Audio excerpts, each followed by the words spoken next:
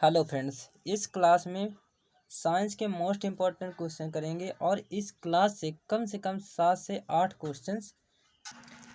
Questions ज़रूर इस class से मिलेंगे। यदि आप लोग अभी तक हमारे चैनल को सब्सक्राइब नहीं किए तो चैनल को सब्सक्राइब और लाइक ज़रूर कर दें। यदि आप लोग इस क्लास को अच्छे से कंप्लीट कर लेते हैं तो कम से कम 6 से 7 नंबर इस क्लास से कंप्लीट आपके हो जाएंगे, क्योंकि इस क्लास में वो सभी क्वेश्चंस कराए गए हैं जो वेरी इंपॉर्टेंट है और प्रीवियस ईयर में पूछे भी गए हैं। पहला क्वेश्चन है हमारा, परागण क्या है? परागण किसे कहते हैं? पुष्प के परागकोश से पराग कणों के उसी पुष्प अथवा दूसरे पुष्प के किसी पुष्प के वर्तिकाग्र पर पहुंचने की क्रिया को परागण कहते हैं। परागण किसे कहते हैं? परागण पुष्प के परागकोश से निकलकर उसी पुष्प या दूसरे पुष्प के वर्तिकाग्र पर पहुंचने की क्रिया परागण कहलाती है। आप लोग परागकण की परिभाषा ये भी बता सकते हैं कि पुष्प के परागकण उसी पुष्प के या दूसरे पुष्प के वर्तिकाग्र पर पहुंचने की क्रिया परागण कहलाती है। आगे देखते हैं परागण के प्रकार। परागण कितने प्रकार के होते हैं? परागण को 2 प्रकारों में बांटा गया है।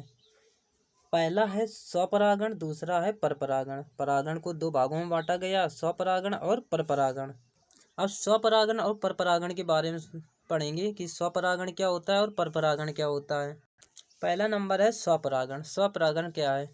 जब एक पुष्प के परागकोशों से परागकण निकलकर परागकण निकलकर उसी पुष्प के वर्तिकाग्र पर पहुंचते हैं तथा अंकुरित हो जाते हैं तो इस क्रिया को स्वपरागण कहलाती है।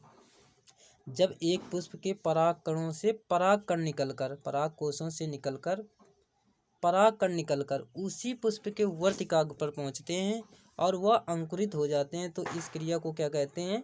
स्वपरागण कहते हैं। स्वपरागण की परिभाषा कंप्लीट होती है, जब एक पुष्प के परागकोशों से परागकण निकलकर उसी पुष्प के वर्तिकाग्र पर पहुंचने की क्रिया या अंकुरित होने की क्रिया को स्वपरागण कहलाती है। नंबर दूसरा है परपरागण किसे कहते हैं? परपरागण जब किसी दूसरे पुष्प से परागकण किसी दूसरे के वर्तिकाग्र पर आ जाते हैं तो इस क्रिया को परागण कहते हैं। और स्वपरागण में क्या था कि किसी एक पुष्प के उसी पुष्प के वर्तिकाग्र में पहुंचने की क्रिया को स्वपरागण कहते हैं। इसमें क्या है? परपरागण में क्या है? जब किसी दूसरे पुष्प के परागकण किसी दूसरे के वर्तिकाग्र पर आ जाने की क्रिया को परपरागण कहते हैं।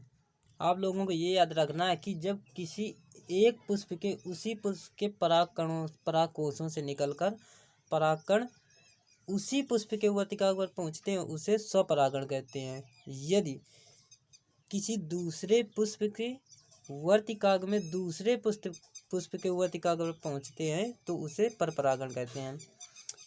तो परपरागण किसे कहते हैं? जब किसी दूसरे पुष्प के परागकण किसी दूसरे ही पुष्प के वर्तिकाग्र पर पहुंचने की क्रिया को परपरागण कहते हैं। तो परपरागण और स्वपरागण यहाँ से कंप्लीट होते हैं। आगे देखते हैं बीज। बीज की परिभाषा क्या है?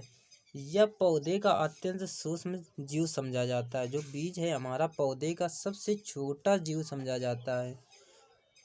बीजों का निर्माण गर्भाशय में ही होता है। जो बीज होता है हमारा उस पौधे का सबसे छोटा जीव होता है और बीजों का निर्माण गर्भाशय से ही होता है। बीजों के प्रकार आगे देखते हैं कि बीजों के प्रकार क्या हैं? बीजों को प्रायः 2 प्रकार में बांटा गया है। जो बीज है हमारे उसको 2 प्रकार में बांटा गया है। पहला है एकपक्षी बीज, दूसरा है द्विपक्षी बीज।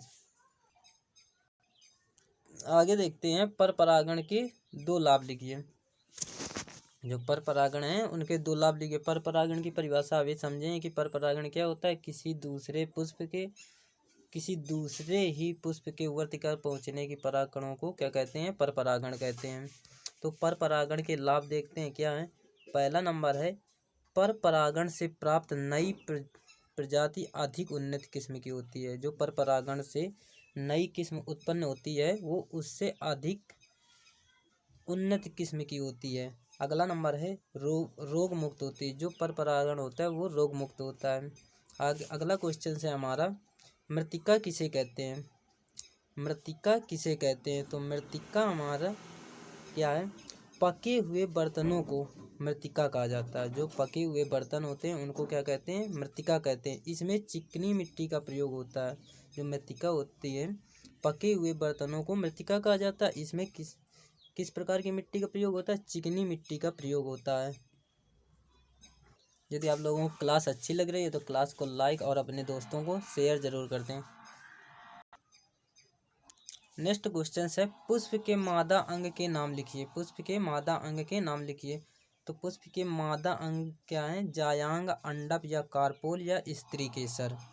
यदि पुष्प के भाग पूछे जाए तो अगली जो कल की वीडियो थी उसमें बताया गया था कि पुष्प के को कितने भागों में बांटा गया और उनके भागों को भी विस्तार किया गया था। तो पुष्प को कितने भागों में बांटा गया? तो पुष्प के 4 भागों को भागों में बांटा गया है। तो पहला भाग क्या था? बाह्य दल पुंज, दूसरा दल पुंज, तीसरा पुमंग या पुंकेसर, चौथा था जायांग। तो पुष्प के भाग बहुत पूछे जाते हैं कि पुष्प के प्रकार लिखिए, कितने प्रकार के होते हैं और इसके भाग भी लिखिए। तो पुष्प के मादा अंग कौन कौन से हैं? जायांग, अंडप और स्त्री केसर। अगला प्रश्न है, गति किसे कहते हैं? गति क्या है? तो वस्तु की स्थिति में परिवर्तन ही गति कहलाता है। जो किसी वस्तु की स्थिति में यदि हम परिवर्तन करते हैं तो उस परिवर्तन को क्या कहते हैं? गति कहते हैं। और इसको किससे प्रदर्शित करते हैं? गति को v से प्रदर्शित करते हैं। v बराबर होता है r/t, दूरी बटे समय।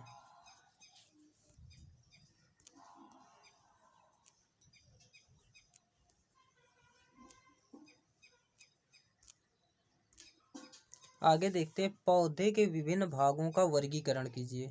पौधे के विभिन्न भागों का वर्गीकरण क्या है?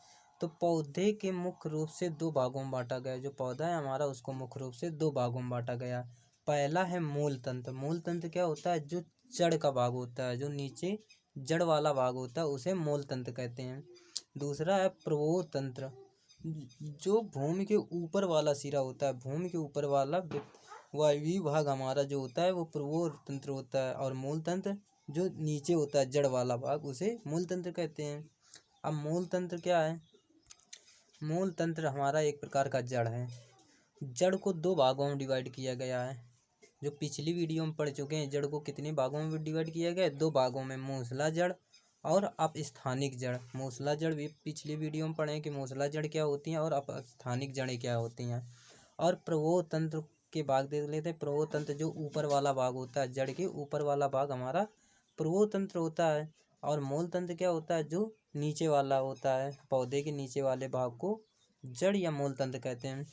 और जड़ को 2 भागों में बांटा गया, मूसला जड़ और अपस्थानिक जड़।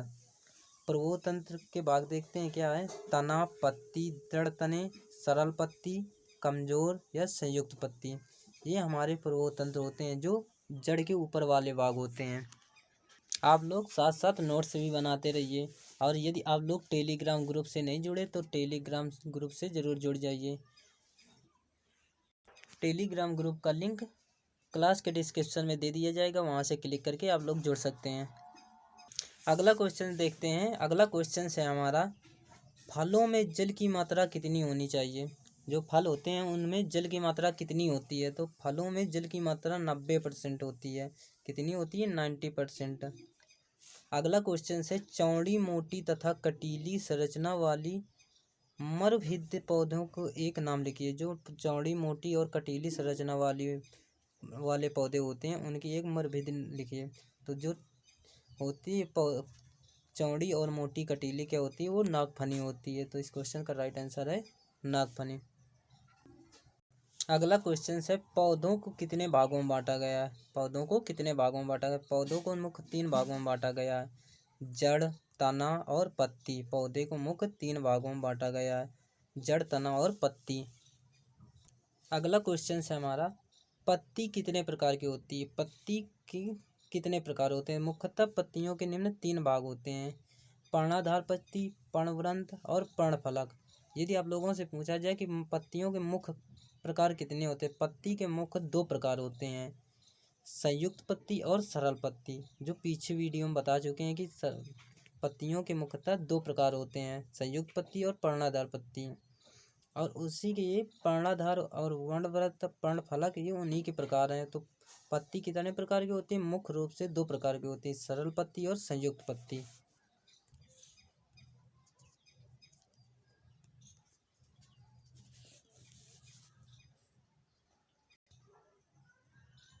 अगला क्वेश्चन है जड़ों के प्रकार लिखिए। तो जड़ हमारे दो प्रकार के होते हैं, मूसला जड़ और अपस्थानिक जड़। पीछे बता चुके हैं, और यदि आप लोग कल की वीडियो नहीं देखा तो उसमें देख लीजिए कि मूसले जड़ें क्या होती हैं, अपस्थानिक जड़ें क्या होती हैं, और कई इंपॉर्टेंट क्वेश्चन उस क्लास में भी कराए गए हैं।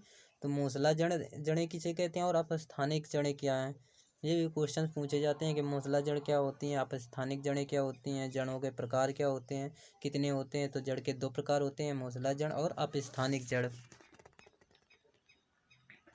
क्लास को अपने सभी ग्रुप में शेयर कर दें जिससे कि इस क्लास से कोई वंचित न रहे। अगला क्वेश्चन है हमारा, जलीय पौधों को क्या कहा जाता है? जो जलीय पौधा उसको क्या कहते हैं? जलीय पौधा जो होता है उसको जलोभिद कहते हैं। जलीय पौधों को जलोद्भिद कहते हैं, याद रखेंगे। जलीय पौधों को क्या कहते हैं? जलोद्भिद कहते हैं।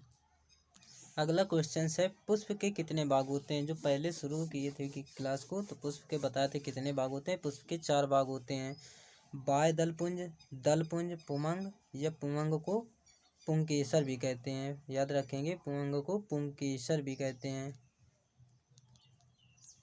पुंमंग और जायांग पुष्प के 4 भाग होते हैं।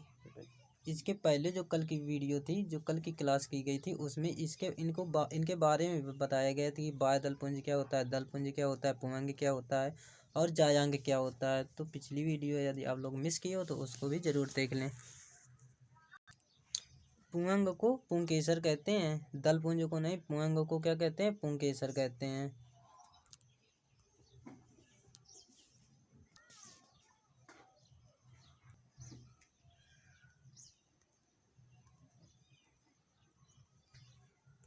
अगला क्वेश्चन है हमारा, घर्षण बल किसे कहते हैं? जो घर्षण बल है उसको किसे कहते हैं? घर्षण बल को क्या कहते हैं?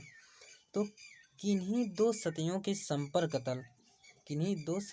संपर्क तलों के बीच सापेक्ष गति का विरोध करने वाले बल को घर्षण बल कहते हैं। जो घर्षण बल होता है, जिनको गिरनी, जैसे आप लोग घर्षण बल क्या है, आप लोग पहले देखे होंगे कि कुआं से पानी निकाला जाता है, तो घर्षण बल उसी कारण होता है। किन्हीं दो सतहों के संपर्क तलों के बीच सापेक्ष गति का विरोध करने वाले बल को घर्षण बल कहते हैं। और घर्षण बल होता है, यदि पूछा जाए घर्षण बल सबसे कम किसमें होता है, तो घर्षण बल जितना चिकना परत होगा उसमें उतना ही कम घर्षण बल होता है। जैसे बर्फ होता है, बर्फ में सबसे कम घर्षण बल होता है। तो घर्षण बल की परिभाषा याद रखेंगे, किन्हीं दो सतहों के संपर्क तलों के बीच सापेक्ष गति का विरोध करने को घर्षण बल कहते हैं। अगला क्वेश्चन से देखते हैं। अगला क्वेश्चन है हमारा, बीजों के अंकुरण के लिए कौन सी परिस्थितियां आवश्यक हैं? जो बीजों का अंकुरण करते हैं उसके लिए किसकी आवश्यकता होती है हमारी? तो बीज को अंकुरित करने के लिए वायु की आवश्यकता होती है, पानी की आवश्यकता होती है, और उचित ताप की आवश्यकता होती है। ऐसा तो नहीं होता कि हम बीज बो दें, सूखा खेत हो उसमें बो दें तो जगाएगा, ऐसा नहीं होता। उसमें नमी, वायु की आवश्यकता होती है, पानी की आवश्यकता होती है, और उचित ताप। ऐसा तो नहीं है कि हम बीज बोएं और बहुत तेज धूप निकली तो क्या होगा, बीज हमारे खराब हो जाएंगे।